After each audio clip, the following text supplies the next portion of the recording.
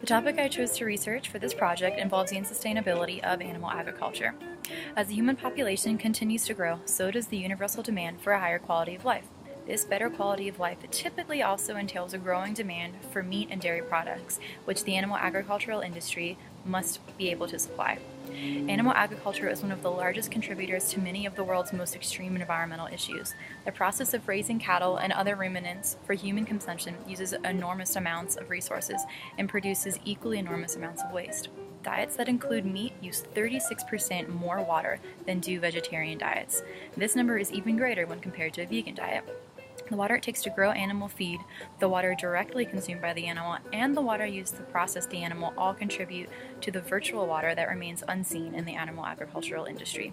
For example, it takes 2,500 liters of water, which is 660 gallons of water, to produce one burger. By replacing that burger with something like pasta and only 222 gallons of water per pound, the benefits of going meatless are obvious. Keep in mind that 1 pound of pasta can feed a significantly larger amount of people than one burger does. Not only does livestock production use a significant amount of water, but it also utilizes over 1/3 of the total global land area, most of which has been degraded due to cultural practices. Overgrazing by cattle and other domesticated animals can cause a reduction in vegetative cover and soil nutrients. It increases soil erosion, it reduces water holding capacity in soil moisture, and it also increases the loss of biodiversity and system stability. All of these combined effects on a global scale are causing massive desertification in what have previously been highly productive regions. The oceans are also suffering from reduced productivity. Excrement high in nutrients from livestock is carried from the farm and into waterways that eventually lead to the ocean. Here they are taken up by phytoplankton and other algae, which, during their eventual decomposition process, consume massive amounts of dissolved oxygen. When regions such as the Gulf of Mexico experience this phenomenon for prolonged periods of time, eventually the water becomes oxygen depleted, resulting in what we call dead zones, where marine life no longer exists. Along with excrement, as ruminants digest their foods, they emit large amounts of methane, which is a greenhouse gas that has 86 times the global warming potential of carbon dioxide.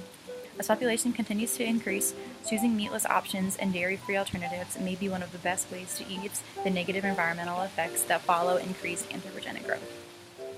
Wide-scale environmental degradation is arguably one of the largest issues facing our generation. From everything mentioned previously, it is clear that animal agriculture is a huge problem, though it hasn't always been this way. 100 years ago, with a much lower population that consumed much less meat and dairy, this wasn't the issue at the top of the priority list. Unfortunately, we are experiencing population growth unprecedented in human history with a seemingly boundless appetite. In order to feed the 9 billion people estimated to be inhabiting the Earth by the year 2050, we must make changes to our daily lives. Yes, turning off the water while brushing your teeth is awesome, and carpooling to work is amazing, but the biggest impact we can make to reduce our carbon footprint is by cutting meat and even dairy from our diets. Overall, this idea is not met with acceptance.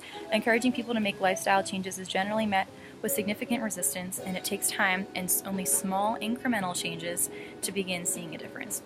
Education is also a vital part of this issue. Many, if not most people, are completely unaware of the global damage that animal agriculture is causing. My family has owned and operated a dairy processing facility for over 85 years, and I didn't understand the magnitude of this problem until about halfway through my undergraduate degree. So getting the word out about the unsustainability of animal agriculture should be the first priority. Once people begin to understand this issue, there's a much greater chance they will begin making small changes to their lives. It is unrealistic to expect the world's population to suddenly become vegan, especially those in impoverished regions. But if people are willing to make small changes to their daily diets, we can make a positive impact in a really big way.